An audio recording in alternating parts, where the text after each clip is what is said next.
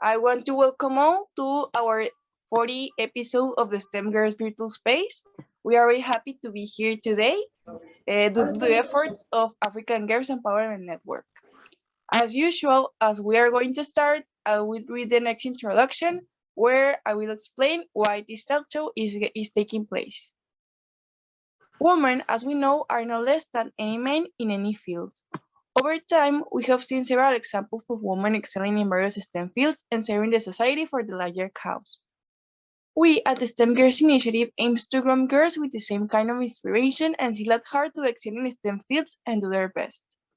This talk show is the platform for women in STEM to talk to the girls aspiring to excel in it. We are sure that after hearing from our guests, all the audience will be inspired to reach the stars. During this talk show, we will be conversing with a woman in the field of science, technology, engineering, and mathematics. A woman who has made her mark and now graciously taking the time to tell us about her journey and share with us her wisdom. And now, let me introduce you our guest. Our guest today is Miss Blessing Abai Sunday. Miss Blessing Abai Sunday, I hope I'm spelling well your name, Miss. Is a pharmacist with a Bachelor of Pharmacy degree from the University of Uyo.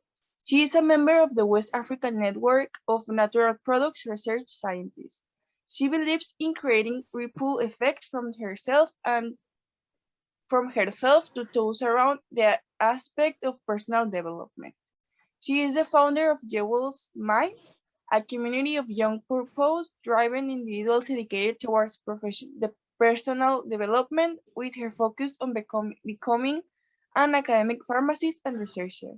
She has about 5 research publications in high-impact journals, as well as an abstract presentation made at the West African Network of Natural Products Research Scientists Conference 2021. This goal is fueled by her passion to contribute to the optimal delivery of healthcare services. She believes in not growing alone and has been involved in speaking engagement aimed at spurring one's drives at personal development. All these have been enabled by her skill set in leadership, project management, research writing, and a lot of others obtained via enrollment in different programs. She is a Commonwealth 100 open source leader, a content writer, and radio presenter. And yes, I'm recording the talk show. Don't worry, Esther. And okay, thank you so much, Miss, for accepting our invitation. We are very happy and glad to have you here today. Perfect. If you are ready, we can start with the questions. The first question, one of the most important, is what is your field of study and what got you interested in it? Okay, so my field of study is pharmacy. I studied pharmacy in the University of Uyo, Nigeria, West Africa. And my interest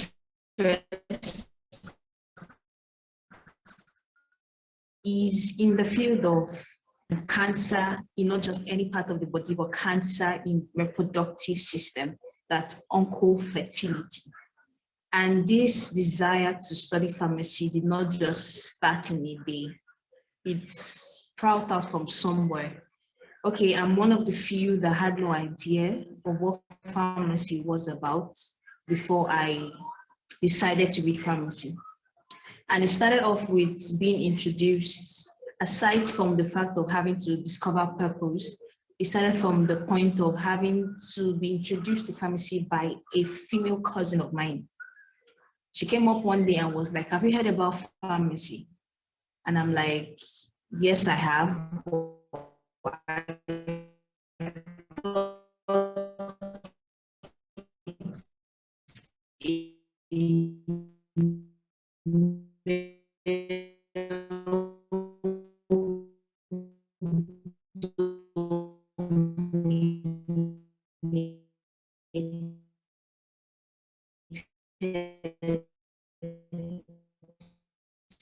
area, and she was females in there. And I'm like, okay, I'm going to come about with drug counsel patients action of drugs. I just proper usage of drugs without different means through different platforms offered to me and the ones I had to create by myself. So it was born out of a desire to help. Being that I come from a low middle income earning country like Nigeria, where we have little or minimal delivery of healthcare services to people of middle or lower class.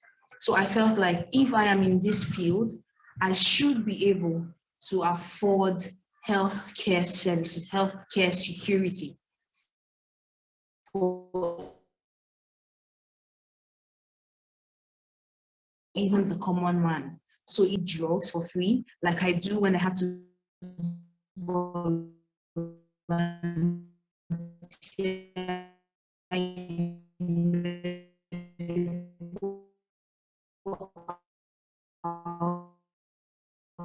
outreaches. It could also come to me to take their drugs, their medication, curing these issues. I come from the standpoint of preventing. But we realize that the field of pharmacy is concerned about having drugs cure certain issues. So I'm like, if we do not even have people being able to pay, because most of the healthcare services we render in Nigeria are out of pocket payment healthcare services. So if you don't have people paying with a population as high as 150 million persons, with more than half coming from the low class, if you don't have people to pay when it has to come to the point of curative treatment, then I could come from the standpoint of prophylactic therapy. So I do most of this through radio programs, having to educate the public about certain things they should do and can do with regards to preventing certain disease conditions and illnesses, knowing fully well that these people might not be able to afford curative therapy. So that interest alone actually propagated for journey has been worthwhile. Thank you. Thank you so much, madam. That's very important and a new point of view to see how we can approach your field of study. Now, another question very important is uh, what difficult situations or challenges you have overcome in pursuing a career in STEM as a woman, particularly in the area of attending to patients. Okay, so thank you very much for that question. Okay, like I said earlier, when I met my cousin, who happened to be a female pharmacist, she made me understand that the field of pharmacy, which is the science field of STEM, is dominated by male, and we have fewer females in that field. And I actually saw it in reality because I realized that the ratio of my male lecturers to my female lecturers is like 9-1. That's how bad it is. And I realized that, okay, so there are different challenges when it comes to having female in the field of pharmacy, when it comes to having female in STEM. And then I realized that one of the challenges I would have to face is first, my identity as a woman. It is over time, has been seen, has been heard that most times women, girls deal with the issue of inferiority complex when it comes to having to expand, broaden, explore when it comes to intellect. And that's because probably from where I come from, it is a fact, or should I say a myth, that it is expected that a male do better than a female. Probably that's why most of the difficult courses, the courses we see as very difficult, engineering, medicine, pharmacy, technology, is dominated by the male. That's because they feel like females do not have the capability to expand, to endure, and all of that. So I had to first deal with the issue of being a girl. The fact that I am a woman, I'm a girl, was enough challenge in having to study pharmacy. And then sometimes we'll often hear when our lecturers come in issues where they'll be like, oh, for over 10 years, for over 12 years, the best graduating student has always been a female. And then you would hear statements like, what are the men doing, allowing the female have to come out as best graduating student? So it was more like they doubted our capability as female. And if you want to check statistics, you realize that we have more focused women, focused girls in STEM compared to the male. That's because I feel we have to prove ourselves extra.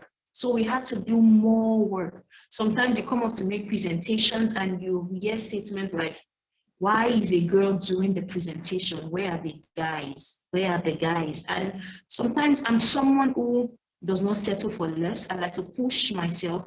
And then I realize that, oh, for me to be known as a human first, before my gender is looked at, I would have to work extra hard. So I had to put in extra effort and having to convince my teachers, having to convince the field of pharmacy that women, girls can do a whole lot in the field of STEM. So it was having to first deal with my identity as a female. It was having to first deal with the stereotype that females should not even be in male-dominated careers. So females shouldn't even be in careers that would need a whole lot of intellect to make things work. So that was one of the major challenges I had to face studying pharmacy in school. Thank you so much, madam. As you told us, as women in the field of STEM, we have many problems to to take care of, like for example stereotypes, as you mentioned. But now, being a little bit more specific, when you were a student, did you feel any peer pressure, especially because you're a woman? It will be by part of your I don't know, teachers, your friends, your the people who was around you. Okay. Yes, I did. I did a whole lot. Okay, being someone that's really outspoken, I love the field of public health. I love the field of radio presenting. I love anything that has to do with optimal healthcare delivery. And being a woman that's very vocal, it was seen as insubordination. It felt that being a woman, you should be soft-spoken, you should be introverted, you should be in your shell, you shouldn't be seen everywhere. And I was someone who was really popular when I was in school. I had to spearhead projects in school, public health projects, had to be coordinators here and there. It was a challenge. Most times I come into class and everybody is like, or most times the males are like, you do too much. Why do you do too much for a woman? So there's already the stereotype that women shouldn't do too much because they would always end up in their husband's house. There's always the barrier, there's always the boundary as to what women should do, the extent to which they should go, and the limit or the level to which they should grow. So it was a difficult issue. That's because I didn't have most girls or female in my class having to be outspoken. So it was a problem. It was a problem having to spearhead projects, it was a problem having to contest. I remember once I had to contest for the position of the director of academics for the faculty. It was a problem. It was a problem because I contested against a male. And most of the females, when I approached them as per my campaign strategy, and I'm like, I want to go for this, I believe we can do this, we can have more girls' involvement in the affairs of pharmacy. And I would get statements like, that position is not for a girl. You will not be able to do a whole lot regarding this, the stereotype that you are a girl. You would meet with sexual harassment. You would not be able to, you might have to compromise when it comes to having to talk on behalf of students. And I wondered, at some point I was really discouraged and I had to sit back. I had a couple of girlfriends that were really tough, like I was. We're very few as at then. We're really tough and they felt like we're overdoing a whole lot. So I had to come back home and ask them, what's happening? What's going on? Do you think we should be limited because we are girls? And trust me, I had to step down from going for that position because pressure came, external pressure, internal pressure. I had to step down. I believe that if I had enough backup, probably if we had more ratio of female being lecturers as to male, I would have nobody backing me up and I had to step down.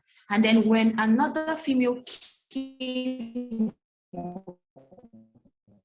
and nurtured the idea of having to go him again, why should a lady or a girl be our president? It has never been in the history. It can never be in the history. You would face a lot of opposition. And I'm like, why do we have to be treated less or seen less because we are girls? So there are pressures. They were pressures. Remember when I became coordinator for one of the projects, why should the same question, why should a girl spearhead such project? So there were pressures. There were a lot of pressures. There were times I had to back out. There were times I had to go all out for it. So I just knew times, I just knew when to back out, I just knew when to push, regardless of pressure. Thank you so much, madam. Now, we have seen all the problems that a woman could have in the field of STEM, but how can we increase girls or young women participation in STEM? And is there any scholarship and other opportunities for girls or young women pursuing a career in STEM?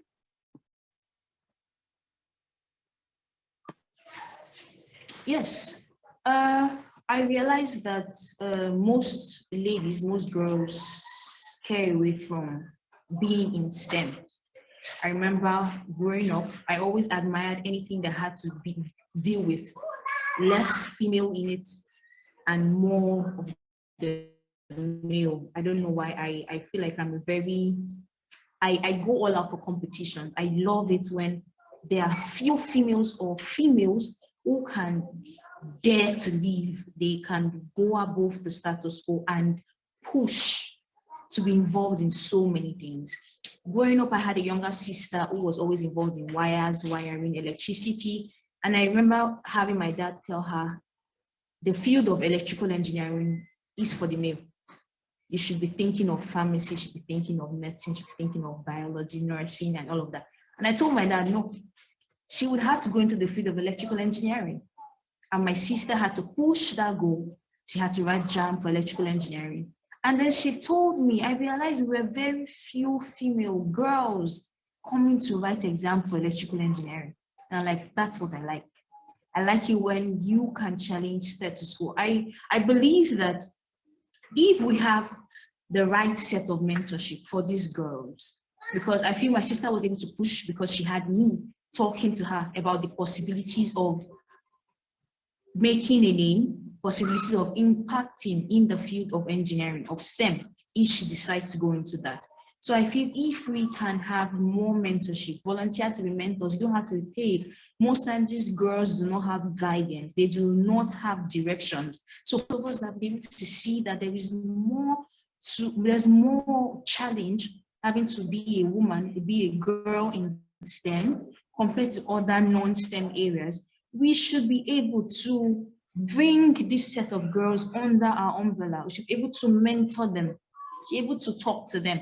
And then sometimes these girls are not given enough exposure from childhood as to the field of STEM.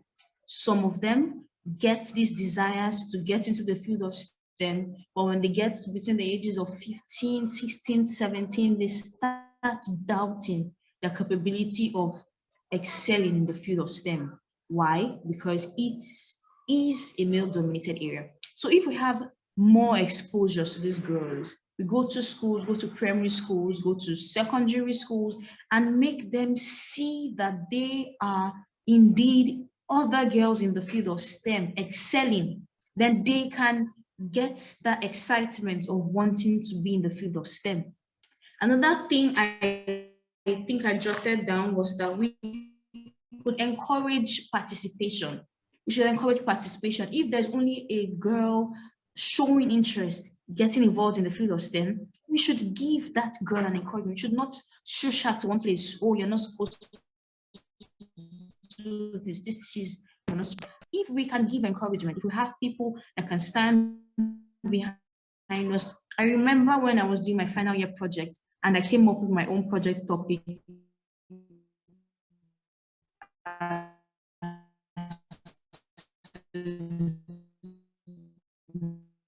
The aspect of cancer in reproductive system, male reproductive system. I remember my supervisor being, I've always wanted it because I feel I see kind of motivates me, they inspire me. If these women are able to get to this peak of their career, then I did a whole lot for me. She pushed, then that project work as an abstract. I was the only undergraduate girl presenting that work as an abstract. That was because I had someone behind my back pushing me, a female who understood that there are very few female in the field of STEM. Why should I not push this younger one who has the desire to be in the field of STEM? So I realized that most female, when they get to that point or that peak of their career, they kind of get relaxed and try to let the younger ones figure themselves out. It's not supposed to be so. We should encourage mentorship. We should encourage participation. We should voluntarily decide that we want to help this girl to grow.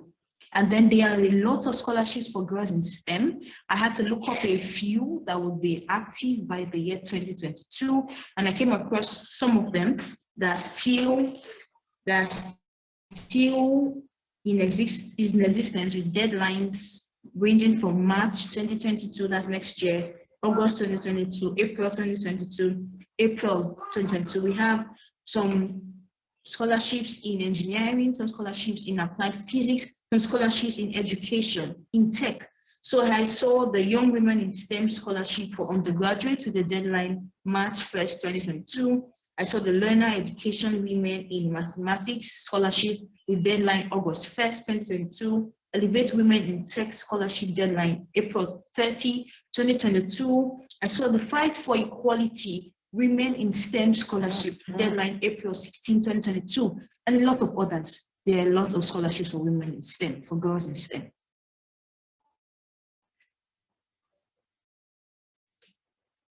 Thank you so much, madam. I'm sure that this information will be very helpful for all the girls who are watching this. And now, for the ones who are interested in your field, what jobs and career opportunities are there for girls who want to study something relating to your field? And how can girls get involved in your field? Okay, so first off, there are a lot of opportunities in the field of pharmacy. Pharmacy is a very versatile field. We can work virtually anywhere. We have the hospital field of pharmacy for those that want to work in clinical settings. We have the field of epidemiology. We have the field of community practice where I currently work, and I've been working for the past 3 years. That is the field where we have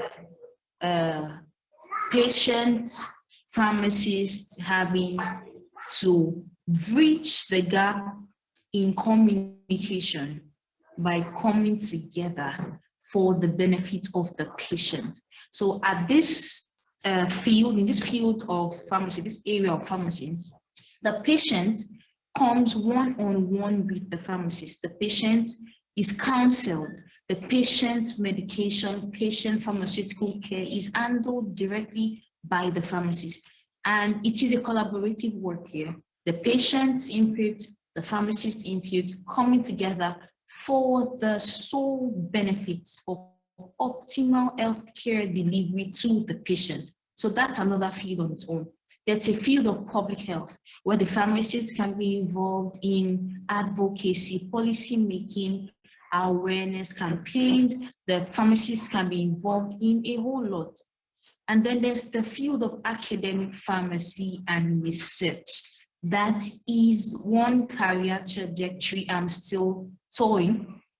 It is a field where you look at problems in the pharmaceutical world, the pharmaceutical industry, the pharmaceutical field, and then prefer solutions. Look up, probably you want to take up primary research, probably want to take up secondary research, but having to solve problems in the specific field of pharmacy, and then sending out that idea, sending out that information in form of written papers to journals for publication, for people to read and have knowledge. Because for every policy we make in the pharmaceutical industry,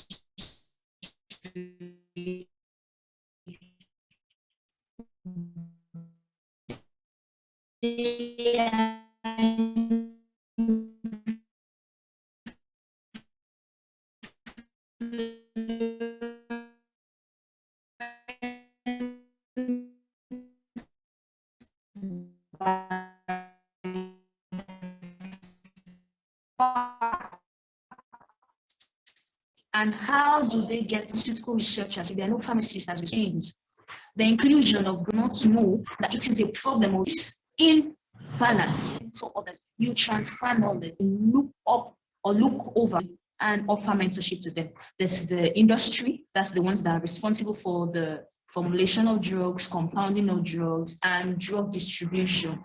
They're responsible for drug development. They're responsible for the research that has to do with clinical trials, with regards to drug efficacy, drug effectiveness, drug therapy, and a whole lot.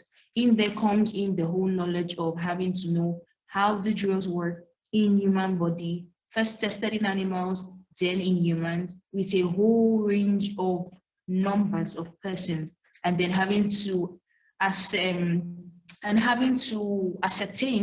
the drug's efficacy, the drug safety profile, the drug toxicity profile. So that's that and that field. So there's a whole lot in the field of pharmacy. For girls, there's a whole lot in the field of pharmacy. Pharmacy is really versatile.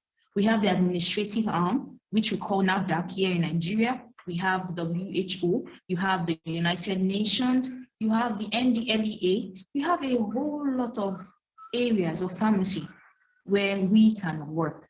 And girls can also be involved in all of these areas. You start up by first getting into the higher institution to study pharmacy. From there, or for those that have not studied pharmacy, you could do a higher degree program in pharmacy. Although I realize that some barriers to girls' inclusion in the field of pharmacy is the aspect of family life to the career life balance. Most times, being girls, we are saddled with the responsibility of taking care of our homes, as in the country I come from, that's Nigeria. So you have to create a balance to make that work. And then we also have umbrellas, which we call the Association of Lady Pharmacists in Nigeria. This is because since we don't have a voice as individuals, we come together. It's something we call, I wrote it down, we call such positive distinctiveness. That's the ability to come together and nurse strength and speak up as a group of women in the field of pharmacy, which is a subset of STEM. So there's a whole lot in the field of STEM, in the field of pharmacy. Thank you. Thank you so much, madam. We really appreciate your contributions. Thank you so much. And another very important question is, what would you consider to be your greatest achievement as a STEM woman? Okay, thank you very much. My greatest achievement as a STEM woman, as a STEM girl, was when I had to make the abstract presentation at the Western Africa Network of Natural Product Research Scientists as the only undergraduate girl there. It was like a dream come true for me. I'm like, okay, in the field dominated by male, we still have people who could make inputs, because I realized that my work was a novel work. So there was novel work in the field of male fertility. And it was something I I couldn't get my mind off because I had this great support of my project supervisor, associate professor, Gracie Sien. She did a whole lot of work in me, for me. She did a whole lot for me. And then another of my greatest achievements will be having to co-found or found the Girls Mine, where I have the ratio of girls to male being more, 90:1. And that's because it's a deliberate action on my part. That's because I wanted to clear off stereotype with regards to girls not doing well in the field of STEM.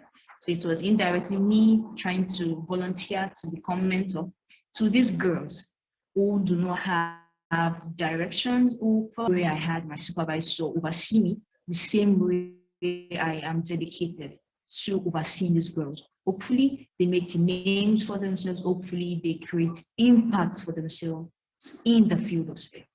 Thank you.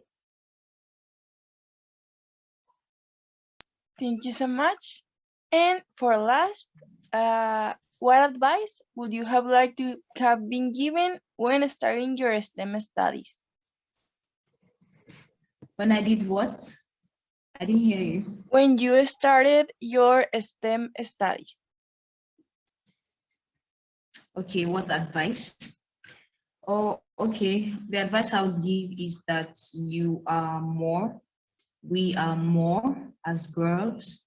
We should first deal with the issue of self-confidence, because I believe that having stayed in a place where there are stereotypes about girls in STEM, you might be influenced psychologically, you might be influenced in every area as to what height you can attain as a girl in STEM. So I would want us to first deal with the issue of confidence, self-confidence. Believe you can, and you can, regardless of whoever or whatever gender dominates a field. So in as much as you feel like you want to get into a particular field in STEM, first look up other women that are in that field.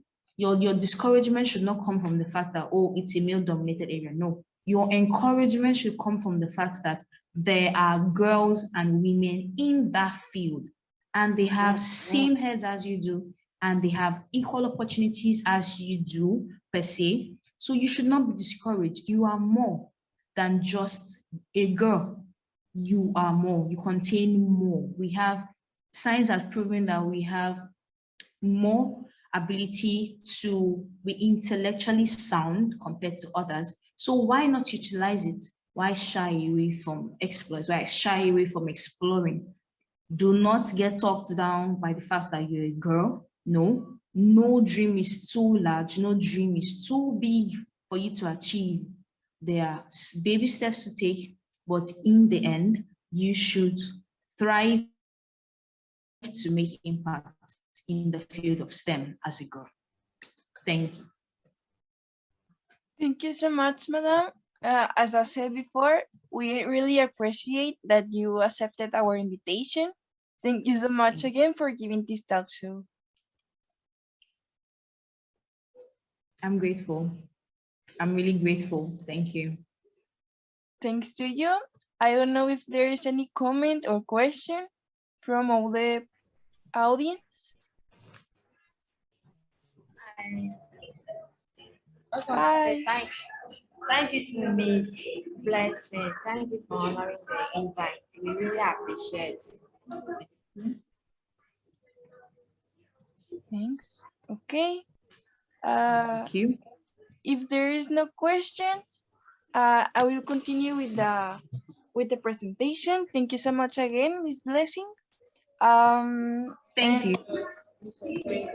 Here, I will leave more information for those girls who are watching this and are interested in studying something relating to STEM. Here is a quote that we use a lot to close the talk shows that says, "The word female when inserted in front of something is always with a note of surprise. Female COO, female pilot, female surgeon, as if the gender implies surprise. One day there won't be female leaders, there will just be leaders." And well, This show was hosted by African Girls Empowerment Network or H Network. Here are the focus areas. This talk show is part of the STEM Girls Initiative, that's part of the Girls Education Focus Area. And here's our mission. The reason why we are making this talk show. We want to encourage and promote participation of young girls in STEM. We want to hear the stories and journeys of women in STEM. And we want to answer questions that girls have regarding careers and studies in STEM. In resume, we want to inspire, connect, and answer. In summary, sorry. And how can you get involved? You can become a STEM girl. You can participate in our next STEM Girls Talk Show and interviewing amazing female scientists. You can also be a mentor volunteer. You can mentor a girl, assist in organizing a STEM workshop or summit, and you can help us lead our STEM Girls Talk Show. You can also become a partner friend. A partner friend organize a school club in your school, air our talk show in your radio TV station, authorize sharing or using of your intellectual or physical properties such as books, apps, even whole for STEM Girls programs. You can also become a donor. You can donate for STEM Girls Summit, STEM Girls Talk Show, STEM Girls Awards, and STEM Girls School Club. You can also become an STEM Girls Ambassador. You can represent STEM Girls in public with partners and friends of STEM Girls and convey positive message about the different program support. Here is our social media so we can stay connected. We ask you please to follow us on Instagram and Facebook, where we usually publish all our events, especially our talk shows and Zooms. So for last, let me tell you thank you all for participating. We are really happy and glad to have you here. And also, you are becoming part of the change only by sharing our events and assisting to our events. So thank you so much. And I hope everyone has a very nice day. And thank you again to our guests. Thank you. Thank you so much. Bye. Thank you, Gabby. Thank you, Esther. Bye. Have a nice day and weekend.